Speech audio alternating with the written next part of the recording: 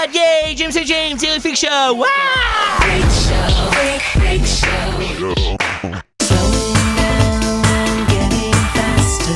Slowing down. James and James, Daily Freak Show. I'm standing here with Thairin Smothers. We've hit the trifecta of nerddom. We've got Will Wheaton, we've got Chris Hardwick, and we've got Meltdown Comics. It's going to be just an insane explosion. A nerd extravaganza. Nerd extravaganza. So this is like a meeting of the minds. This is going to change your life, Thairin Smothers. I can feel it already. Okay, let's go inside. Listen to me, one at a time.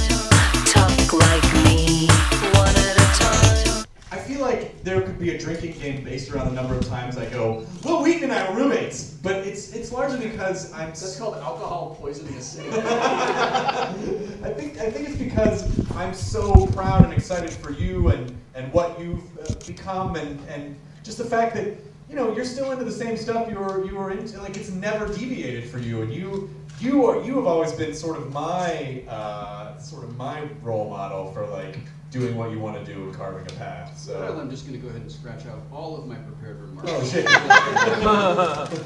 Continue to praise me. Got a really great beard, and you're nice, and your hugs are really soft in a tender way.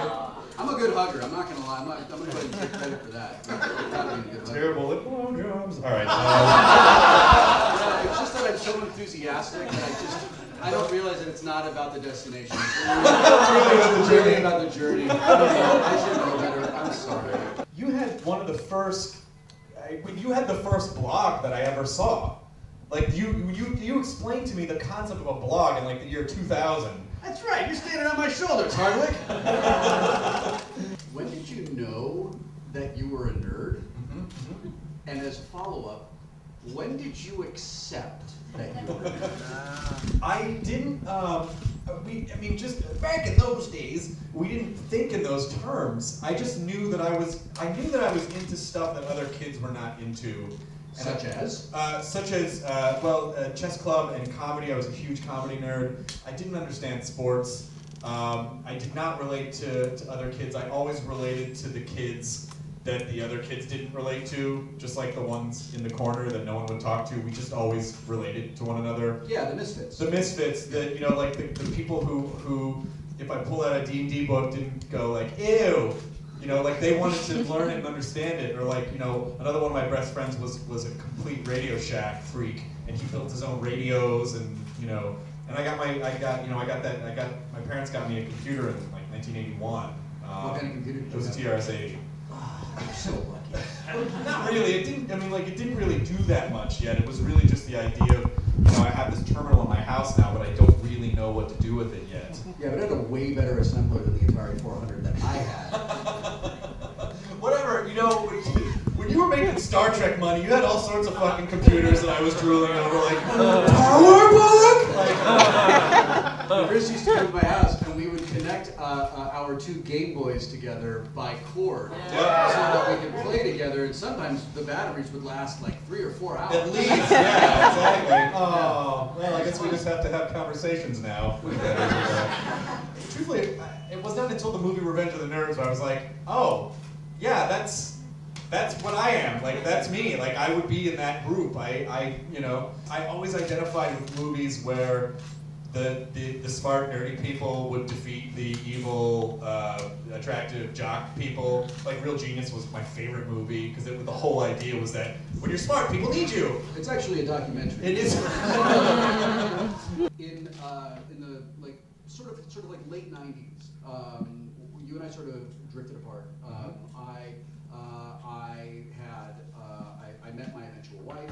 I was raising kids. I had a lot of responsibilities. I was struggling to kind of figure out what the fuck I was going to do with the rest of my life because I felt like I was a failed actor.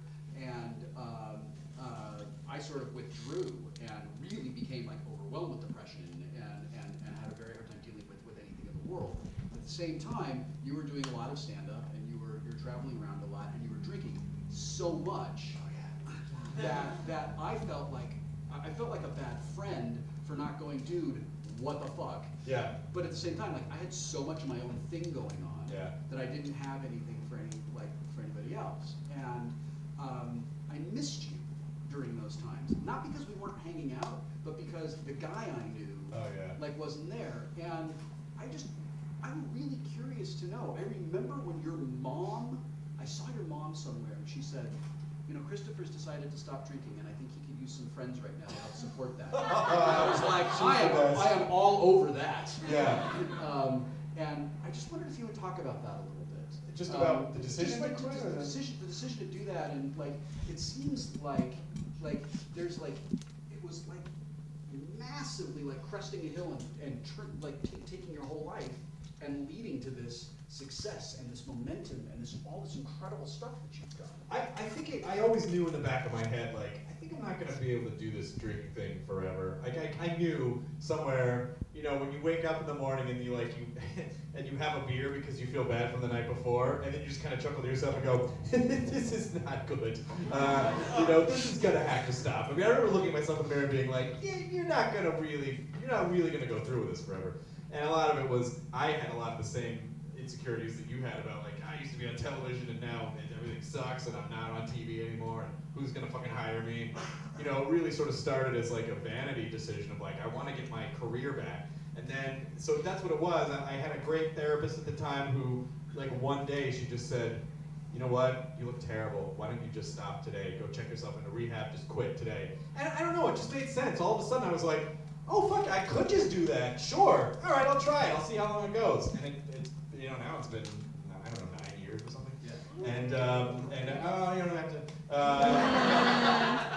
But you know, really, it started out as kind of I just want to work again. I want to try to get my career back. And then when I quit, I realized, like, oh no, there are way deeper issues you need to be dealing with, and way more important things than just work, like how to deal with emotions. You know, you don't realize you're stifling emotions when you drink all the time.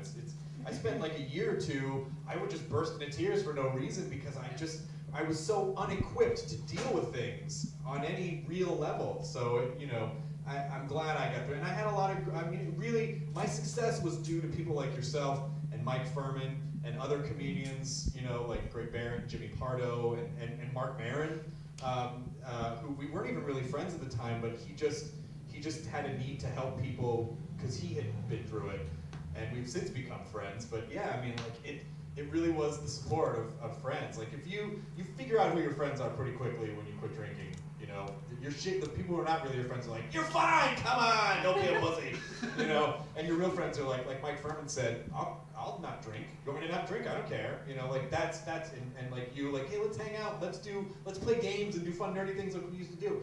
That's, like, you guys, I mean, I owe a lot of that to you, because if I had any different support structure, or non-support structure, it probably wouldn't have lasted. So yeah, so I think it was because of you guys that kind of like got me through it. I'm really happy to have been a part of that. Well, thank you very much. Because I love having you back. Oh, it's good to be back. So guys, tonight I'm gonna get fucked up. Hi, pretty blonde lady. Hi, how are you? I'm good. How are you? I'm good. What's your name? Kristen, what's your name? I'm James. What's your name? Carol. Hi, Carol. Now, are you a nerd?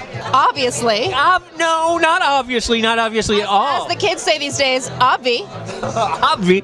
No, you're a goddess. You are a blonde, like, shiksa beauty. You know what I am? I'm a geek goddess. Hold on 1 second. Your Bravo show debuts February 10th. Who tipped you off? I know these things. I telepathically saw in my mind So now tell me, what is the show? The show is called The Ringleader. It is about a zany wedding planner who's going to change stuff and push things out of the box. Okay. Switching stuff. And that's you. That's me. That's you. Okay. Yeah, I am that wedding planner who's going to push the envelope and change things and revolutionize weddings, as they say. Okay, you're up to God's ears. If this time, a year from now, I'm not going to be able to get anywhere near. No, it's security guards galore. Throngs of like fans throwing like hosannas. Yeah, it's gonna happen. Well, I knew you would. We had our moment. Wait a minute, are you a nerd? Yes, a mega nerd. A mega nerd, but you're like an Aryan like superstar. You look like one of like Hitler's youth. Oh, sure. How could you be a nerd? Oh, I'm a nerd. Well, it all started with Mortal Kombat. As it that's your gateway drug. Likely story. Yes, yes, yes. I've noticed that lately, to me, nerds seem really hot. Is that just, have nerds always been hot, or are they having a moment right now? What do you think? I think it's cooler to be a nerd now. I think they're getting some confidence. What is it about Chris, that makes him such a man of the moment? Like, makes him so 2012? He's like so funny, but like we relate to him as a dork nerd or whatever. Like that's why I like want to read his book, because my mind was thinking that too when he was talking about like going through stuff in your mind and stuff. Well, that's the thing about like a great author is that like you're thinking, oh my God, are you in my head right now? Come on. Like you're both thinking it at the same time. Yeah. So, are you a nerd? Yes, in some forms. In some forms. And how do you relate to nerdom? What is it that makes you a nerd? I'm a music nerd. You're a music nerd. Okay. Were you shunned in high school for your weirdness? Completely. I didn't have many friends and just did my own thing. And oh, no. I don't care that I had music. Okay, yeah, right, okay. This silver fox here. Hi, baby, how are you? I'm good. How are you? Big fan. Oh, yay. So you, sir, silver fox. Yes. There's no way in hell you were ever a nerd. I'm a nerd. I'm in technology. You're a techno nerd is what it is. I am. What makes you a nerd? I play a lot of video games and, read a lot of comic books. So. Okay. Are you a nerd? Yes, I am. Are you a card-carrying nerd? What makes you a nerd? I play Dungeons and Dragons. Is that good enough? That's very good. I'm here several nights a week, it feels like. So that's very good. It is the Nerdist Theater, right? Yeah. Are nerds having a moment right now? Are they sexier than they used to be? I think they were always sexy. Always sexy. Oh my God. He was too much. He was devastating. He was so handsome. You are so right. It changed my life. I can't even believe it. I'm such a geek now. I am in love. I love him so much. Oh my God, James H. Fiction. Ow!